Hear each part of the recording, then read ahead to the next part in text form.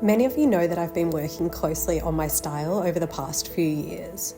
There have been so many ups and downs from continuous lifestyle changes, changing jobs, changing countries, changing cities, and then having a baby. It felt like I was on a style roller coaster and I didn't know when the ride was going to end. I have now finally come to a place where I feel really content with my style. And to be honest, I've never really felt this way about my style before. So the way that I finally got off this so-called style roller coaster was by taking a step back and actually developing a plan for my style. I am aware that down the track, there's probably going to be more ups and downs as my style evolves, as I get older, as my life changes as well. But the difference is that I now feel as though I have the tools to quickly adapt my style as I grow. The work that I've done on my style over the last year, particularly, has taught me so much about cultivating a wardrobe that I love, that I now feel confident to overcome any style problems that I might come to in the future. So just as a gardener tends to their plants to bloom, we too can create our dream wardrobes that bloom and reflect our authentic style. And the way that we can tend to our wardrobes is through closet curation. I think closet curation can sound a little more complicated than it is. It's actually quite easy when you do have the correct steps to follow. The general idea behind closet curation is to create a wardrobe that you love and to be really intentional about your style. So the main way that we can be intentional is by learning about our style preferences and creating a plan for our wardrobe going forward. So over the next 5 weeks, I'm going to be sharing with you the main steps that I took in this Closet Curation series. Each week I'll be releasing a new episode on Mondays. It is a 5-part series to help you dive deeper into understanding your personal style. The series is full of tips, but most importantly, each episode there's going to be actionable steps that you guys can take so you can implement them straight away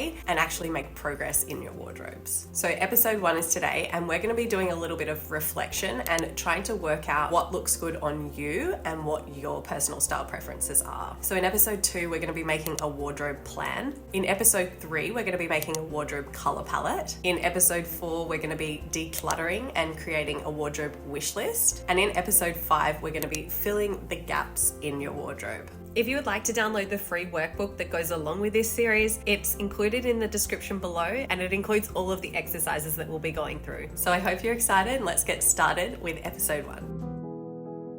So the idea behind today's video is to try to understand ourselves better. When I was trying to understand my own style preferences better, I did 2 main things. The first was a reflection over my style journey over the past 10 years, and the other was thinking about what colors and silhouettes really suited me and that I felt really confident wearing. So we're going to talk about how you can do those 2 things now. First, we're going to start by reflecting on your own personal style journey. It can feel really easy to skip over this reflection stuff, but it's actually really important and can teach you so much and can bring up things that you really didn't know were there. So please try not to skip this. So what you want to do is you want to go over as many photos as you can over the past 5 to 10 years. You can check your Instagram, your Facebook, your photo reels. So you want to screenshot or save all these photos, look at your outfits and save them all into one folder on your phone or your laptop, however you're going to be doing this. And the idea is that you are going to be able to look over your style over the years in your folder. I did a whole video on this recently. I will link it above if you are interested. But what happened when I first did this exercise for myself is that I noticed a lot of patterns over the years, and it really made me realize a few things about my style preferences. It made me realize that I love wearing black and blue. It made me realize that I've always loved wearing clean, minimal outfits. And it also opened my eyes to a few colors that I really didn't like to wear. So after looking at all these photos over the years of my previous outfits, it really kickstarted my self-awareness of my style preferences. But we can go deeper with this as well. So how do we figure out what you feel most confident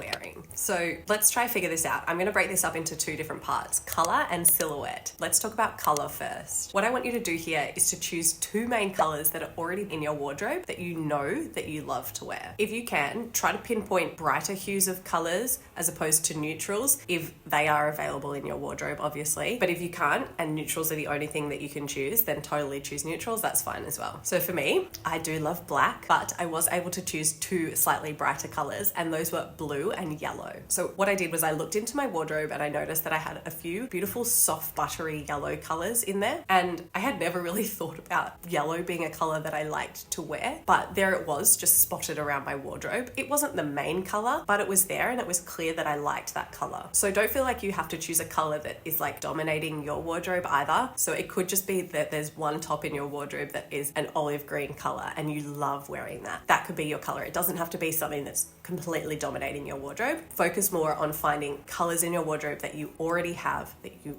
really love to wear already. So blue, on the other hand, was a color that really dominated my wardrobe. And weirdly enough, I actually hadn't really taken the time to consider blue being a color that I liked either. I actually just had a lot of blue denim, particularly denim jeans and shorts, a couple of shirts, and I also had a couple of blue dresses, but I had never really said out loud or thought I liked wearing the color blue. And previous to this, I never would have looked at a blue t-shirt, a blue cardigan, a blue jumper, but it turns out wearing blue around my face is actually really nice, and I've really liked that. And doing this alone helped me to bring in 3 new key items into my wardrobe: a blue t-shirt, a blue cardigan, and a blue jumper, all of which have been worn to death since I've got them. Way more than any of my beige jumpers, beige tops, white tops. I'm wearing white today, but in terms of like having color around my face, this exercise alone just really opened my eyes to that. So choose your colors. We are going to talk way more about color palettes in episode 3, I believe, but for now we're just going to choose 2 main ones and go from there. In fact, I would love to know in the comments below what your 2 main colors are. Pop them down in the comments and we can chat about colors down there. But yes, we're going to talk more about color in episode 3. For now, let's move on. So now we're going to talk about shape. And what we want to do is try to figure out what shapes of clothing we feel most confident and comfortable wearing. So for me, I've realized that my shoulders are slightly wider than my hips. And because of this, I often feel unbalanced if my outfit enhances my shoulders way more than it enhances my hips. So to create balance in my outfits, if I'm enhancing my shoulders, I want to make sure that I'm balancing the bottom part of the outfit by either enhancing my hips or wearing like a wider kind of leg or an A-line shape, or even just tucking in at the waist to bring that waistline back and create that hourglass shape again. Doing that usually makes my shoulders and my hips look a little bit more balanced and brings back that hourglass shape to my outfits. Does that mean that I will never wear things that make my shoulders look wider? No. Obviously, I still like to wear things that enhance the top part of my body, but it's just about knowing what I then like to wear at the bottom half to create that balance. And it's about knowing that I feel more confident when I do play around with the shape, and that it's not necessarily that the top looks bad on me. It might just be that I have to play around with the other item that I'm pairing it with. And knowing this about myself and my personal style preferences really helps me if I'm then buying new things that are coming into my wardrobe, or if I'm planning my outfits. So what I want to do is help you figure out that about yourself as well. So without going too deep into body shape dressing in today's video, I just want you to take a moment to think about your own proportions, and not only your horizontal proportions, as in the width of your shoulders, the width of your waist, the width of your hips, but also your vertical proportions. So vertical proportions can be your height, whether you're petite or if you're not. It's also mainly the length of your torso compared to the length of your legs. This is why body shape dressing can be such a hit and a miss, because everyone's body is so different.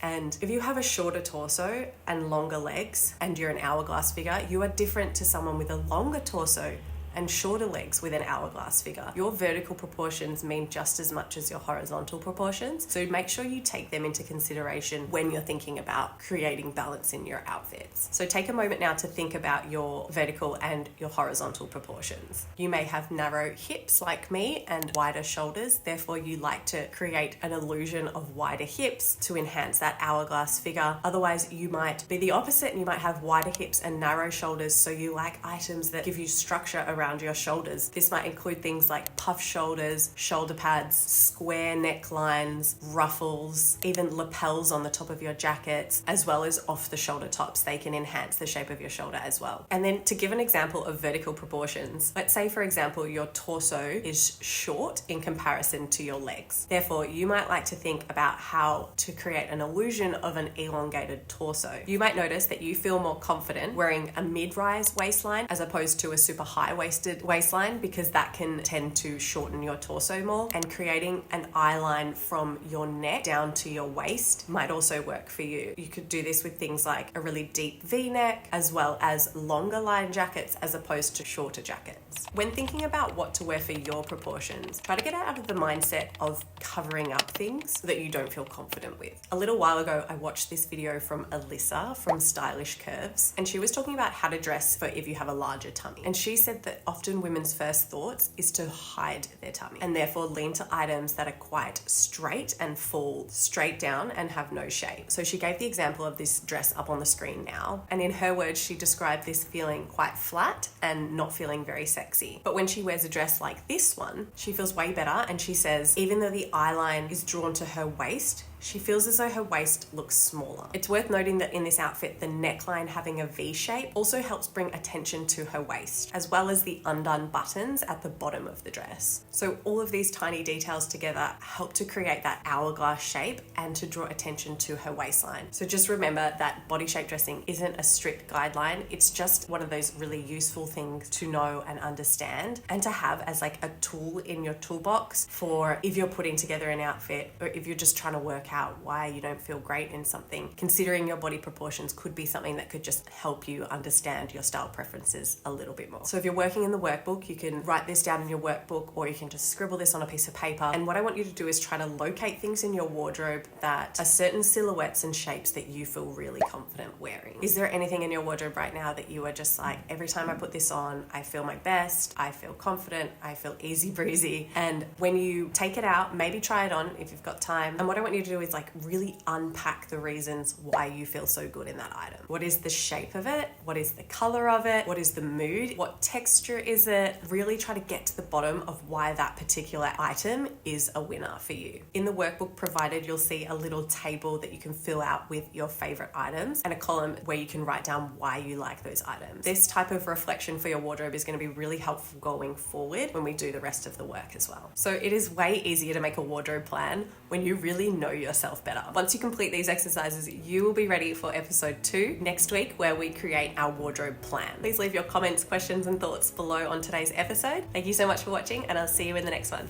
Bye.